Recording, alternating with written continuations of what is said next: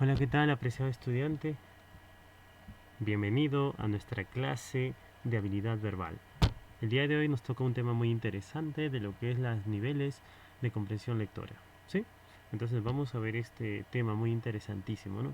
Que de pronto alguien me dirá, pero profesor, leer, ay no, qué tedioso. Pues déjame decirte que este tema es muy interesante, ¿no? Porque justamente lo vamos a ir viendo pues de una forma que sea atractiva para ti, ¿no? Dinámica, bueno, con la medida que tal vez se nos permita dentro de lo que es este aspecto, ¿no? Eh, Dentro de lo que es la, el medio de que es virtual, ¿no? Ahora, cuando vemos niveles de comprensión de lectura, solo son niveles, pues déjame decirte que acá existe lo que es la macroestructura textual, la superestructura textual y la microestructura textual. Tú sabes que cada texto tiene una estructura, ¿no? Eso tú lo debes saber, por ejemplo, inicio, nudo, desenlace. Pero cada uno pertenece a esto. Por ejemplo, hay algunos que son microtextos, otros tienen una superestructura. Es decir, ahora, cuando hablamos de la superestructura, es cómo está organizado un texto. Si tiene inicio, nudo y desenlace, si es de tipo lineal, si es de tipo cíclico. Por ejemplo, te pongo un ejemplo. Eh, ya. Eh, por ejemplo, obras literarias, que me imagino, ¿no? Estarás viendo o habrás escuchado por ahí. Cuando hablamos del romanticismo y escuchamos, digamos, la obra de Werther o en el realismo Madame Bovary, que son obras clásicas de la literatura, estas obras son escritas de manera lineal, porque tienen un inicio, un nudo y un desenlace. Entonces, esta estructura se llama lineal. Pero cuando, por ejemplo, ¿no? Uno lee la obra de, de James Joyce, Ulises, esta obra es media compleja. ¿Por qué? Hay que tener mucha comprensión, mucha habilidad lectura, porque James Joyce, lo que sucede al hacerte el lector es, te empieza a hablar del intermedio de la lectura, del cuerpo. Es decir, te habla de un padre que tenía a su hijo, que su hijo era rebelde y todo esto, ¿no? Y de ahí ¡pum! Te manda al final de la lectura y de ahí te regresa al inicio. Y de así. Pero no te avisa dentro del texto. Mira, no. Hay que tener mucho. Eso se llama cíclico, ¿no? Algo así como, por ejemplo, ¿no? Por ejemplo, la Iliada, lo dice, eso es lineal. Por ejemplo, sale, ¿qué sucede? La Iliada. Inicio de la guerra, la Odisea, final de la guerra. ¿Qué sucede? Salen de Grecia, se van a Troya, en Troya sucede toda la guerra. Y cuando Odiseo, ya en la Odisea, ¿no? Pasándonos a la Odisea, quiere regresar, ¿qué sucede? Dice que quiere volver, pero ofende a los dioses y estos dioses le quieren le enseñar una lección para que él aprenda. ¿Lo tienen cuánto? 10 años dura la guerra, ¿no? Mira, 10 años dura la guerra entre Grecia y Troya, más 10 años que Odiseo está perdido ahí en el mar, ¿cuántos años suma? 20. Imagínate eso. Eso es donde dice, en la lectura, tú tienes que entender. Pero eso es lineal, pues, esa es la linealidad de la lectura, ¿no? Cómo se ve un texto lineal, ¿no? Entonces tú tienes que ir bien. Pero esta obra de Ulises, pues, es un poco compleja, ¿no? Cuando te habla que el papá con la mamá dice que este era un padre que no le gustaba estar en casa. Y mira, cómo los autores, los escritores, de, ¿por qué te hablo de esto? Porque es comprensión de texto, no porque me gusta narrarte. Obviamente que en literatura tú ya lo habrás visto, por eso estoy tomando como referencia. Entonces, cuando agarra y Homero, Homero, que se le adjudica las obras, escribe, tú ves un Odiseo que hace lo imposible para regresar a su casa, ¿cierto? Que era Ítaca de Troya quiere regresar a Grecia, a Ítaca, porque quiere ver a su esposa, a su hijo, ¿no? Pero este señor en la obra de Ulises contrapone un poco la obra, porque él dice que de oposición, porque acá es al revés, el padre no quiere estar en casa, se quiere ir, y la madre ella tampoco paraba en casa. ¿Con quién paraba? Con los amantes. Y el hijo pues era un desbandado, ¿no? Entonces la obra se... Y por ejemplo, Telémaco, él va a buscar a su padre, y Penélope dice que agarra y ella representa la fidelidad, ¿no? Porque tenía muchos pretendientes, pero ella con ninguno, ¿no? Entonces, ¿no? En ese sentido, se pone, y eso es comprensión de lectura. Pero eso, ¿dónde vamos a ver? ¿Dónde vamos a ver ello? Pues justamente acá, pues, ¿no? En lo que es ¿cómo te digo? La, la contraposición. Y eso se va a ir sacando de la lectura. Entonces, estos niveles de lectura no se entienden, porque hay un nivel primero que es el nivel literal. Ah, si yo te digo, a ver, dime lo literal de la Odisea, lo que dice Laura. Dime el nivel inferencial de lo que dice la Odisea, la Ilíada y la Odisea. Ah, es lo que tú entiendes. Y dime el nivel crítico. Ah, es mucho más, ¿te das cuenta? Sobre una lectura. Eso, ¿no? Entonces, eso es. Ahora, pues, si yo te mando a leer poesía, la poesía, déjame decirte que es mucho más difícil, ¿no? Por ejemplo, tú en el Renacimiento habrás visto esa magnífica obra que es un clásico del escritor italiano Dante Alighieri y que justamente se mira, ¿no? Su obra La Divina Comedia, ¿no? Que te habla sobre qué? Sobre tres. ¿Tres qué? Tres reinos, ¿no? El, el infierno, el purgatorio y el paraíso. ¿Y por quién se mete acá? Por una mujer, bueno, ¿quién? Beatriz, ¿no? Decide ir para encontrar a quién, a Beatriz. Eso es el nivel de comprensión. Ahora, tú tienes que leer para poder saber esto, ¿no? Entonces, entonces vamos a empezar, ¿no? Justamente por ello, porque necesitas saber. Entonces, yo te voy a mencionar un no, mejor después te menciono. Y vamos a ver primero lo que es los niveles de comprensión de lectura. Dice nivel de comprensión literal. Antes de entrar al nivel de comprensión literal, me interesa explicarte. O por ejemplo, decirte un poema, ¿no? De Quevedo. Francisco de Quevedo. Que era un satírico que pertenece al barroco español, ¿no?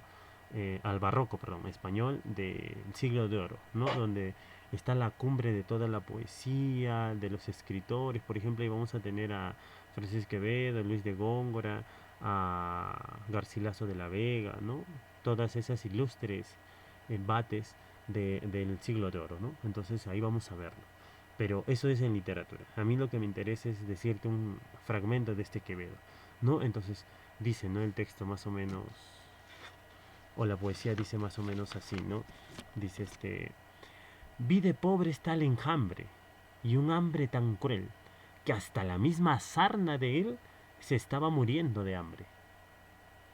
Un dato particular, porque importa, mucho importa en esto de lo que es ¿cómo decirte? La comprensión lectora. ¿Por qué? Mira, porque cuando tú haces comprensión de lectora, el texto siempre te va a dar la situación sociocultural en la que vivió en ese momento el autor. Y lo que él te va a plasmar en el texto es prácticamente, déjame decirte, lo que él eh, ha vivido, lo que le está sucediendo.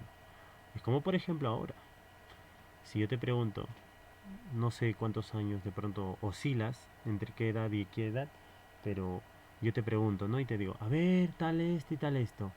Profesor, tú me dirás, y esto y esto. Ah, ¿qué quiere decir? ¿Qué quiere decir? Que justamente este vas a poder ver esto, ¿no? De a ti, por ejemplo, en el año 2020 te agarró una cuarentena de 3 meses y da para más, ¿no? Y eso va a afectar en tu nivel, en tu, de pronto, ¿no? En algunos en lo emocional, por ahí.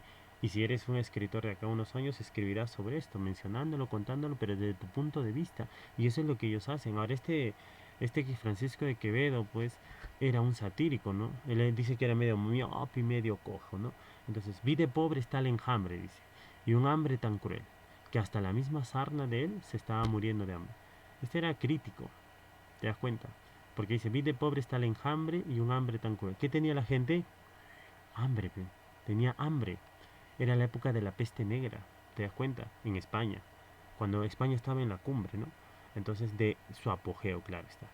Que hasta la misma sarna de él se estaba muriendo. Es como la sarna se va a morir de hambre. Está loco, profe. No, no es que estaba loco, sino te hace la aclaración de la sociedad de esa época, ¿no? Entonces ahí podemos ir viendo este aspecto, ¿sí? Ahora sí, vamos a ver esto un poco. Nivel de comprensión literal. Es el nivel más sencillo, ¿no? Es el nivel más sencillo, dice, de comprensión porque lo hace el lector. Lo que hace el lector es ubicar o recordar eh, la información con contenido explícito. Es decir, lo que yo te he dicho, ¿no? Eso es literal. Ahora, si quieres te digo un extracto, ¿no?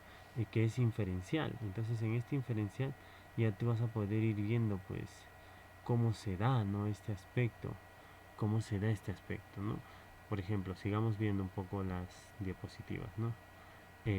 Cuando hablamos, dice nivel de comprensión literal. El lector vuelve al texto. ¿Para qué? Para extraer los datos, ¿ya? O informaciones que le solicitan, ¿ya? Y no tiene ningún problema en encontrarlos porque estos resultan demasiados obvios. Ahora, las preguntas en este nivel indagan, por ejemplo, ¿qué vas a buscar en el nivel literal, joven? ¿Qué debes buscar? Porque algunos dicen, profe, ¿cómo es el nivel literal? Ni siquiera saben y ese es el que más se utiliza, se practica dentro de lo que es la lectura, ¿no? Dentro de lo que es toda la lectura. Por ejemplo, dentro de lo que es el nivel literal, tú vas a ubicar, por ejemplo, nombres de personajes, lugares que te dice, y eras una vez, ¿no? Por ejemplo, eh, no sé, ¿no?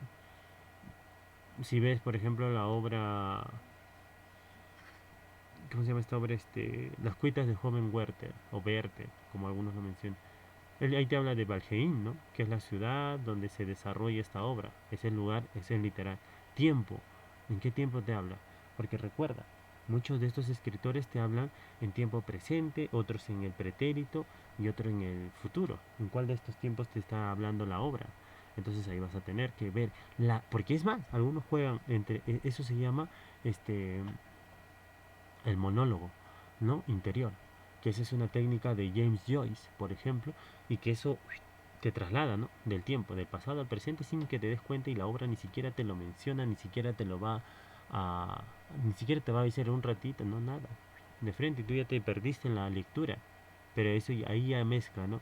Lo literal con lo inferencial. Pero veamos lo literal. ¿Qué más puedes encontrar? Secuencia de acciones, ¿no? Secuencia de acciones vas a poder ir viendo. ¿Qué más? Ideas explícitas, ideas que están claras, ¿no? Y la mujer estaba muerta. Por ejemplo, cuando dice en el texto y te habla acerca de lo que es el realismo, cuando dice y entró de pronto, habrás estudiado el realismo europeo, ¿no? Con Fyodor Dostoyevsky y su obra Crimen y Castigo y que habla de Fedor, este, ¿cómo se llama el personaje? Raskolnikov. Cuando Raskolnikov, literales, por ejemplo, ideas, secuencia de acciones. Cuando hablamos de secuencia, y dice que Raskolnikov tenía tanto hambre que no había, ya llevaba 4 días sin comer. Dice que sube y la obra, esa es literal, literal. Solo te estoy hablando en el nivel literal. Dice que sube y agarra y te llevaba un hacha entre debajo del brazo, dice, ¿no? Y estaba cubierto con un abrigo grande, ¿no? Que le llegaba hasta los tobillos. Dice que saca el hacha y a la pobre Ivanova, que era la vieja usurera, agarra y le mete así, ¿no? ¡Puf! Le chanca con el mazo de la hacha. La desmaya, media atolondrada, dice, estaba en el suelo. Eso es literal, ¿ah? Entonces dice que cuando estaba ahí, Raskolnikov, le dice, Raskolnikov, ¿qué has hecho? Está ahí todo. Entonces dice que agarra y por eso se llama el realismo. Tú ya lo habrás estudiado. Dice que agarra el hacha y ¡pah! Le parte, ¿qué cosa? Ah, eso es secuencia de acciones. Y de ahí viene otra acción y otra acción. Ese es nivel lineal, ¿no? Ahora, cuando dice ideas explícitas, yo te pregunto, ¿cuál es la idea explícita? ¿Qué hizo Raskolnikov? ¿Cuál fue el motivo para que lo lleve a matar a la vieja usurera? Simple, ¿no? Tenía hambre, ¿sí o no? Y por la codicia, y él pensó que iba a... Y ahí viene otro nivel, ¿no? Eso ahorita te explico, ¿ya? Eso ahorita te explico, ¿ya? ahorita te explico. ¿Está bien? Entonces, vamos a ir viendo ese detalle. ¿Ya? Ahora, dice, relaciones evidentes de causa y efecto. ¿Hay causa y efecto? Claro que sí, en la obra Crimen y Castigo vamos a encontrar ello, ¿no? Este, mucho de esto. ¿Por qué? Porque justamente, pues, ¿no? Vamos a ver que hay una causa y un efecto, sí. La vieja usurera era una usurera de las que empeñabas cosas. No ibas, por ejemplo, tú empeñabas una cosa, un objeto de valor y ella te daba a cambio dinero. Es lo que hoy día también existe, ¿no? Pero ya desde esas épocas se mencionaba. Y características, por ejemplo, de los personajes de objeto. ¿Qué caracterizaba a Raskolnikov? Raskolnikov, por ejemplo, se escuda, se pone bajo el talón, debajo de las cosas que dice, ¿no? No, pero este era una vieja mala que se aprovechaba del dolor de las personas, de la necesidad de las personas. Entonces ahí está, ¿no? Características de los personajes u objetos, ¿no? Ahora dice clasificación de personajes, objetos, lugares. ¿Había lugares? Sí, por ejemplo, ¿cuál es el lugar donde desarrolla esta obra Crimen y Castigo? Este, en... se me olvidó. ¿Dónde se desarrolla la obra? Es en Rusia, ¿no? En Rusia. Entonces, resume mediante el parafraseo. Esto del parafraseo, jóvenes, es decir lo mismo, pero con tus propias palabras. Es decir, cambias palabras, ¿no? Pero que sean mucho más fáciles de poder entender y comprender, ¿sí? Entonces ahí tenemos ello. Ahora vamos a ir viendo esto. Ejemplo, por ejemplo, el maremoto más antiguo del que se tenga registro en el Perú fue el que se produjo el 9 de julio de 1589. Este tsunami se produjo a lo largo de la costa de Lima. El mar subió 4 brazas, es decir, 4 alturas, ¿no? Aproximadamente. ¿Qué más dice? Eh, aproximadamente 6 metros, ¿no? De altura, destruyendo propiedades unos 300 metros de tierra adentro.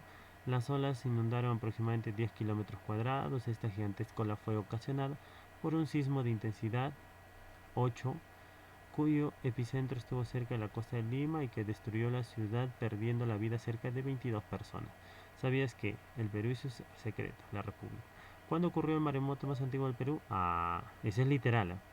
¿Qué altura alcanzaron las olas? Ah, ese es literal. ¿Dónde se localizó el epicentro? Ah, ya eso es simple, ¿no? Para ti. Otro, por ejemplo.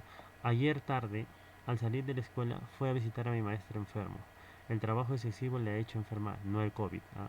5 horas de lección al día, luego 1 hora de gimnasia, luego otra hora, 2 horas de escuela de adultos por la noche, lo cual significa que duerme muy poco, que come al vuelo y que no puede respirar ni siquiera tranquilamente de la mañana a la noche. No tiene remedio. Ha arruinado su salud. Esto dice mi madre. Corazón. Edmundo de Amasí. ¿Por qué estaba enfermo el maestro? Ese es literal. ¿Dormía bien el maestro? Ah, ¿y cuántas horas dedicaba a la enseñanza? Ya, eso es literal, mejor. Ahora, vamos a ver el nivel de lectura inferencial. Este nivel inferencial, déjame decirte pues que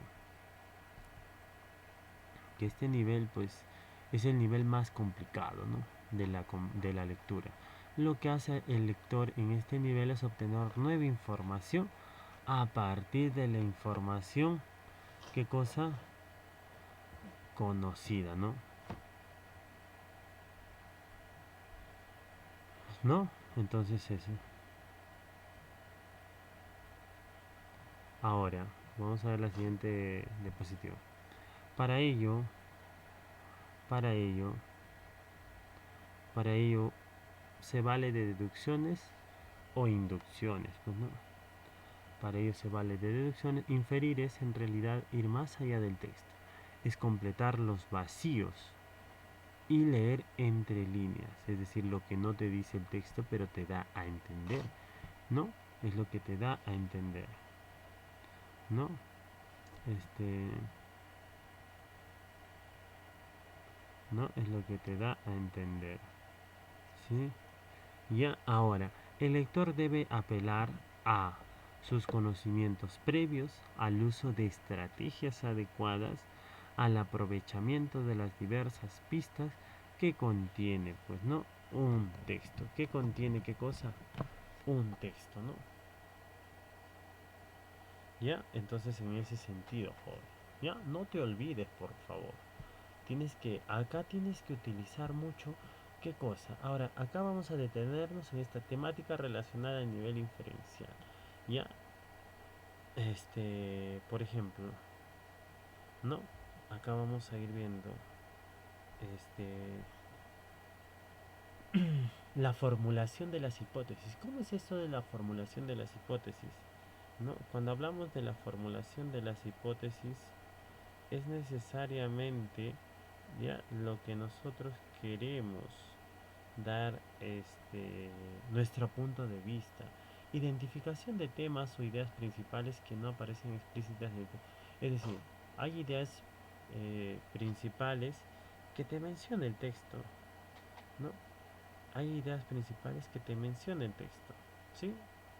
Hay ideas, pero hay otras que también son principales, ¿no?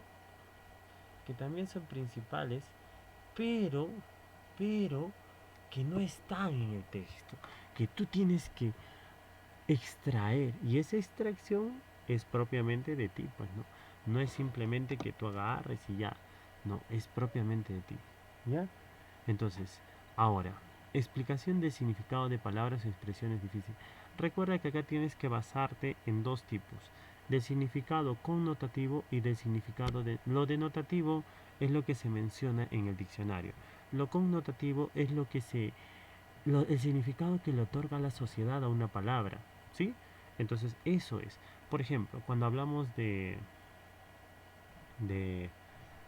a ver, un ejemplo para poder explicarte esto, burro, la palabra burro. Si tú dices burro, voy a llevar el burro a comer. Ah, pues no. Se supone que ese es del animal de carga cuadrúpedo. Eso es, no, el significado que hay en el diccionario. Ahora el otro, ese es el connotativo. Por ejemplo, es, este, ¿qué burro quieres? ¿Cómo te has podido jalar? ¿A quién le está diciendo? ¿Al, al animal de carga? ¿O a una persona, un amigo, un compañero? Eso es significado denotativo. Por eso es explicación de significado de palabras con expresiones difíciles. ¿Estamos? Ahora, deducción del propósito del texto. Cuando tú dices deducción, tienes que hablar, hacer una deducción propiamente, ¿no? Pero muy objetiva. ¿Estamos? Identificación de referentes de distinto tipo y deducción del receptor del texto. ¿Sí? Entonces vas a ir viendo eso. Ahora, vamos a ver algunos ejemplos. Ejemplo dice,